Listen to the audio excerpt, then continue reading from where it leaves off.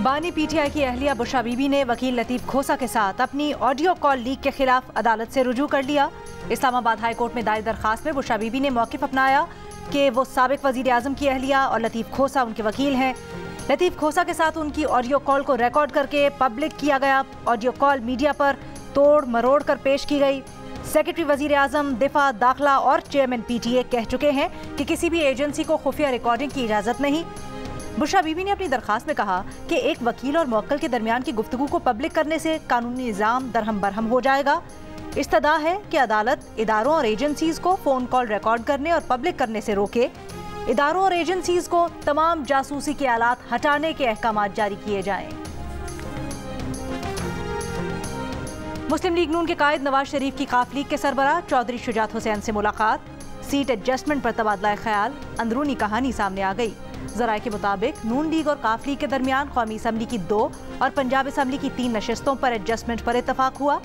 सालिक हुसैन और तारिक बशीर चीमा के लिए कौमी असम्बली की सीट पर एडजस्टमेंट हुई। चौधरी शाफे हुसैन के लिए पंजाब असम्बली की सीट पर एडजस्टमेंट के लिए इतफाक किया गया। नवाज शरीफ के साथ शहबाज शरीफ, मरियम नवाज, राना सनाउल्लाह, अयाज सादिक और आजम नज़ीर तारड़ भी चौधरी शुजात हुसैन के घर पहुंचे।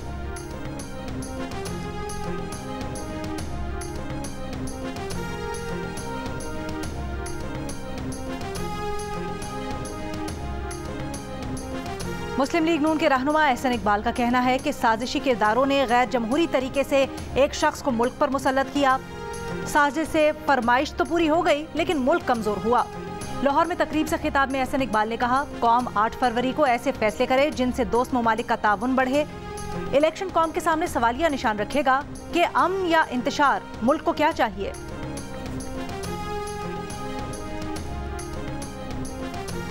पेशावर में पाकिस्तान तहरीक-ए-इंसाफ खैबर पख्तूनख्वा का वर्कर्स कन्वेंशन। साबिक सूबाई वजीर तैमूर सलीम झगड़ा का कारकुनों से खिताब। कहा, तहरीक-ए-इंसाफ तमाम तर मुश्किलात के बावजूद इलेक्शन में क्लीन स्वीप करेगी। 4 माह से जेल में कैद बानी पीटीआई के शुक्रगुजार हैं कि वो डटे हुए हैं। बोले, बानी पीटीआई 1000 साल जेल काट लेंगे मगर डील नहीं करेंगे। पाकिस्तान के नौजवान लंदन से आए लाडले को नहीं मानते। बानी पीटीआई की तोशाखाना रेफरेंस में फैसले के खिलाफ अपील वापस लेने की दरखास्त मुस्तरद। इस्लामाबाद हाई कोर्ट ने फैसला सुना दिया। इलेक्शन कमीशन ने 21 अक्टूबर 2022 को बानी पीटीआई को नाअहल करार देने का फैसला दिया था। बानी पीटीआई ने फैसले के खिलाफ गुज़श्ता बरस 28 अक्टूबर को हाई कोर्ट से रुजू किया था। लाहौर हाई कोर्ट में मामला ज़ेरे इल्तवा होने के बायस फैसले के खिलाफ बानी पीटीआई ने 18 जनवरी को अपील वापस लेने की दरखास्त दायर की थी। 13 दिसंबर को फरीकैन के दलाइल के बाद अदालत ने फैसला महफूज किया था।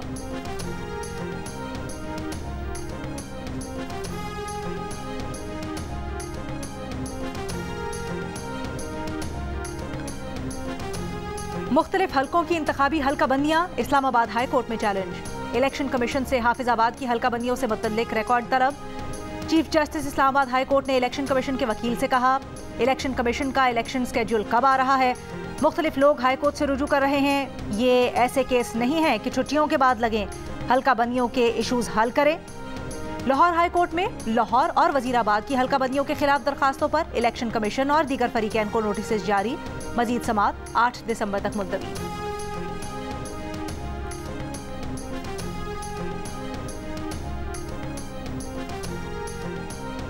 £190 मिलियन केस में गैर हाजिर मुल्जिमान को इश्तिहारी करार देने की कार्रवाई शुरू। तलबी के बावजूद शहजाद अकबर, ज़ियाउल मुस्तफ़ा नसीम, फरहत शहजादी और जुल्फी बुखारी अदालत में पेश न हुए। एहतसाब अदालत की अडयाला जेल में होने वाली समात में £190 मिलियन रेफरेंस और तोशाखाना केस में बुशरा बीबी की उबूरी जमानत में 13 दिसंबर तक तौसी। मजीद समात 13 दिसंबर तक मुलतवी। समात के बाद लतीफ खोसा का कहना था कि £190 मिलियन से बानी पीटीआई और बुशरा बीबी का लेना देना नहीं था। इस केस में सिर्फ बानी पीटीआई को बुलाया गया, पूरी काबीना को बुलाया जाना चाहिए।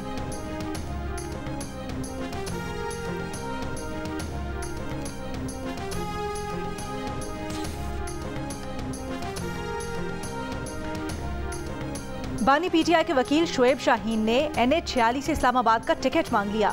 जियो न्यूज से गुफ्तगू में शोएब शाहीन ने कहा कि इलेक्शन टिकटों का मामला कोर कमेटी और लीगल कमेटी देख रही है। टिकट मिल गया तो वो NH-46 से इलेक्शन लड़ेंगे।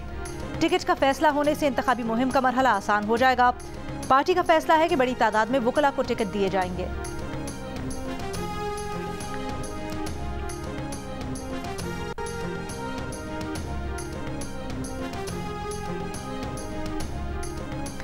मुस्लिम लीग नून के कायद नवाज शरीफ की साबिक स्पीकर पंजाब असम्बली सरदार तारिक मजारी की रिहाइश का आमद। साबिक निगरान वजीर आजम मीर बलख शेर मजारी की वफात पर ताज़ियत की और फातिहा खानी की। सरारोगा में दहशतगर्दों से मुकाबले के दौरान शहीद होने वाले पाक फौज के सिपाही अहमद अली सपुर्द खाक। ISPR के मुताबिक शहीद को चारसद्दा के आबाई इलाके में फौजी एजाज के साथ सुपुर्द खाक किया गया। नमाज जनाजा में पाक फौज के अफसरान, जवान, अजीज़ व अकारब और अहले खाना की शिरकत।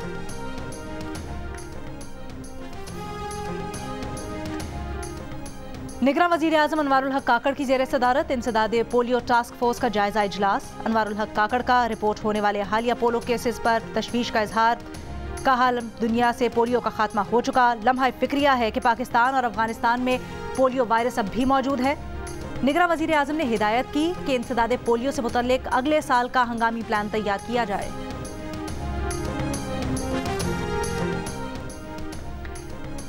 जज के घर में काम करने वाली तशद्दुद का शिकार रिजवाना का इंसाफ की फराहमी का मुतालबा। कहा जज, उनकी बीवी और बच्चे सब मारते पीटते थे, कभी गला दबाकर मारा जाता, कभी सर पर डंडे मारते। रिजवाना ने बताया कि उसे कभी किसी डॉक्टर या अस्पताल नहीं ले जाया गया। हालत खराब होने पर जज की बीवी उसे बस अड्डे पर छोड़ गई। रिजवाना दूसरी जिंदगी मिलने पर खुश, अस्पताल से डिस्चार्ज।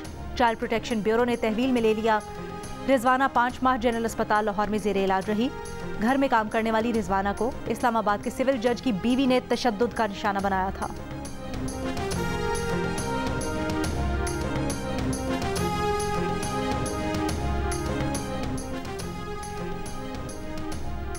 कमसिन रिजवाना तशद्दुद केस में सिविल जज आसिम हफीज को नौकरी से बर्खास्त करने की दरखास्त की इस्लामाबाद हाई कोर्ट में समाअत। चीफ जस्टिस आमिर फारूक ने जवाब के लिए अदालती मुआविनीन को 18 जनवरी तक की मोहलत दे दी। सिविल सोसाइटी की दरखास्त की समाअत में चीफ जस्टिस आमिर फारूक ने कहा, कमसिन घरेलू मुलाजिमीन पर तशद्दुद के कई केसेस सामने आए।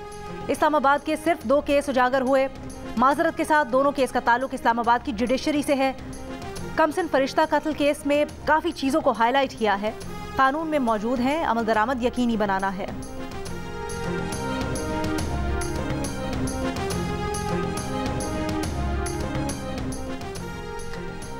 औरंगी टाउन कराची में ताजिर के घर डकैती का केस।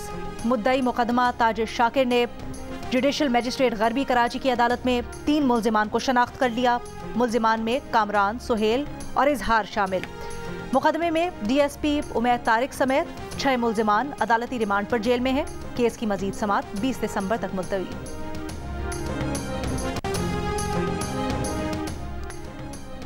जुल्फिकार भुट्टो की फांसी को अदालती कत्ल करार देने का सदारती रेफरेंस अगले हफ्ते समाअत के लिए मुकर्रर होने का इम्कान। जुल्फिकार अली भुट्टो से मुतल्लिक सदारती रेफरेंस की समाअत सुप्रीम कोर्ट का लार्जर बेंच करेगा। पीपल्स पार्टी की हुकूमत ने 2011 में उस वक्त के सदर आसिफ अली जरदारी के जरिए सुप्रीम कोर्ट में रेफरेंस दायर किया था।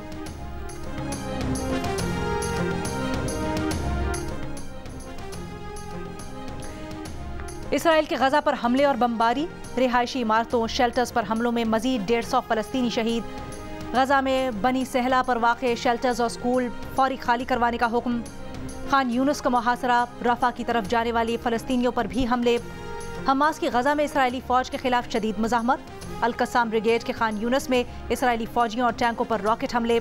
10 इसराइली फौजी हलाक, 24 इसराइली टैंक तबाह कर दिए। स्नाइपर्स की फायरिंग से 10 इसराइली जख्मी। खान यूनुस में इसराइली फौजियों के जेर कब्जा इमारत को बारूदी मवाद से तबाह कर दिया। तेल अवीव में रॉकेट हमले। इसराइली फौज ने 2 मेजर समेत 5 फौजियों की हलाकत की तस्दीक कर दी।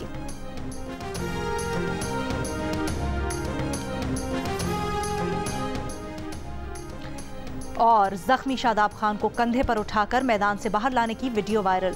पाकिस्तान क्रिकेट बोर्ड का पिंडी क्रिकेट टीम की इंतजामिया को शो कॉज नोटिस देने पर गौर। इतवार को कराची में पिंडी और सियालकोट के मैच में शादाब को पांव मुड़ने पर साथी क्रिकेटर्स ने कंधे पर उठाकर मैदान से बाहर पहुंचाया था।